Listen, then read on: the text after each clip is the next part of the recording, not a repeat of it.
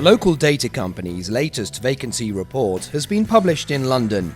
The report analyses the vacancy rates of over 2,000 towns, shopping centres and retail parks across Great Britain, providing the most comprehensive insight into the health of the country's shopping destinations and how they are changing.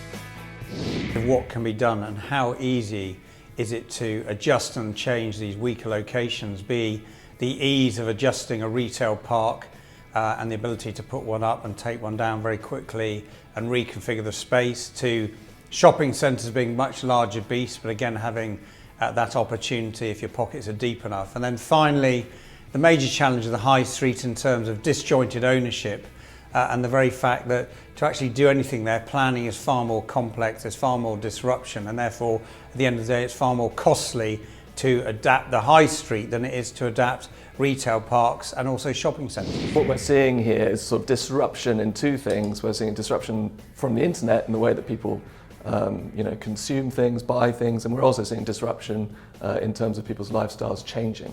One of the things I was hearing was very much shopping centres that have diversified, so reopening cinemas, bringing in gyms, creating that general footfall have generally done much better.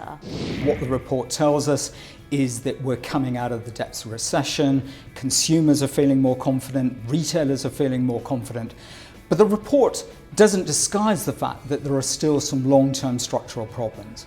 We've obviously got something of a north-south divide with broadly a line from the Severn to the Wash. If you're north of that, things are more problematic than if you're south of that.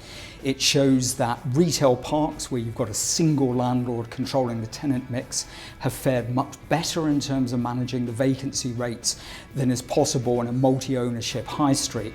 But I think we're also seeing that mismatch between supply and demand, where with more and more of our purchasing going online, there are many conventional high streets where beyond the retail core, it's becoming more and more difficult to find tenants and to keep tenants. Retail isn't the answer. We need to diversify uses in the high street in order to get these vacancies right down.